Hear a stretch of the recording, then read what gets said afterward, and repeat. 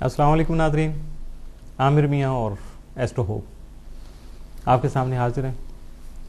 एक लंबा वक्फा हमारी नज़र में तो बहुत लंबा हो गया, शायद आपको उससे भी ज़्यादा महसूस हुआ हो, जबकि बात शायद 2 या 3 हफ्तों की होगी। और उसकी वजह मैं आपको दिखाने जा रहा हूँ। उसकी वजह है ये आपके सितारे और 2012। ये वो किताब है जिसने आपसे मुझे दूर रखा। अब इसकी सज़ा तो किताब को मैं नहीं दे सकता हूँ, चूँकि ये मेरी काविश है, लिखी गई है और आपके लिए चूँकि लिखी गई है, आपके इसरार पे लिखी गई है। 2-3 सालों से मेरे लिए काफ़ी मसला हो रहा था, किताब पब्लिश होते होते रह जाती थी, कोई ना कोई मसला आ जाता था। लेकिन बहरहाल ये गौर से देख लीजिएगा, इसके बैक साइड पे मेरी शक्ल भी मौजूद है या मेरी तस्वीर। तो ये आपके लिए चूँकि लिखी गई है, बड़ी डिटेल से लिखी गई है, बड़ी मेहनत से लिखी गई है और कीमत भी सिर्फ 200 रुपये रखी गई है इसकी।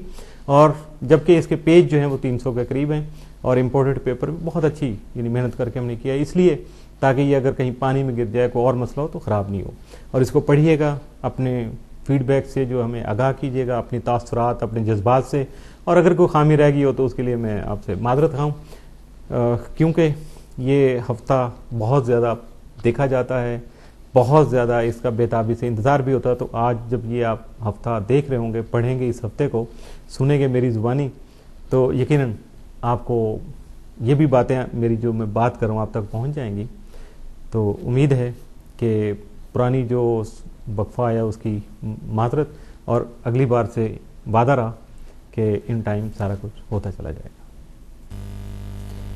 जी, तो यहाँ इब्तदा करेंगे हम मौजूदा हफ्ते 6 से 12 फरवरी 2012 का जो उसके तीसरे हिस्से की। और इस हिस्से की इब्तदा यकीन तौर पर कुछ मीज़ान से होगी। तो आइए फिर मीज़ान की तरफ चलते हैं। लिब्रा, मौजूदा हफ्ते का अमूमी जायज़ा।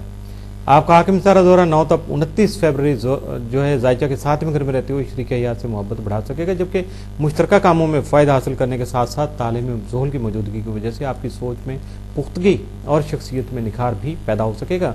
मुश्तरी की जायचा के 12वें घर में मौजूदगी आपके कानूनी और वरासती उमूर में फ़ायदा का हसूल मुमकिन बना सकेगी।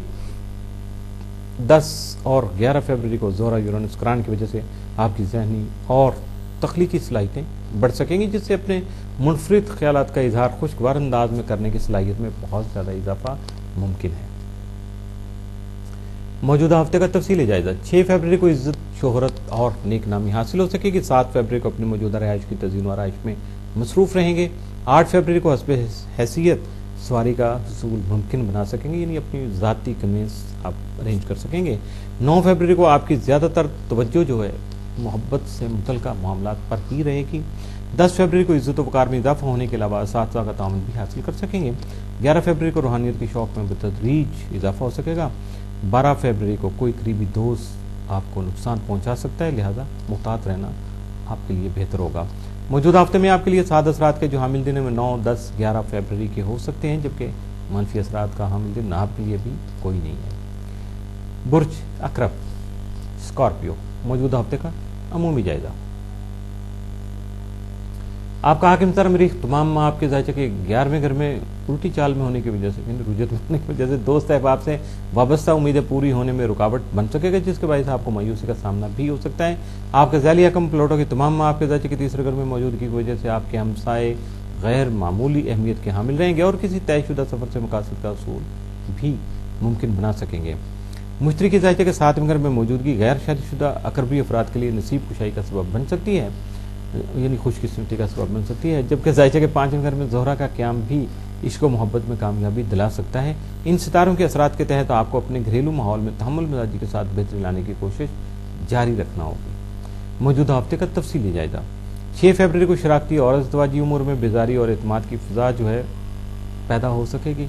अब ये बेजारी भी है और आप एतमाद भी कर रहे हैं, तो यानी यकीनी तौर पे जब बेजारी और बेचैनी आएगी तो आप उसको हैंडल करेंगे, कंट्रोल करेंगे, तो उसके बाद ही एतमाद की बारी आ सकेगी।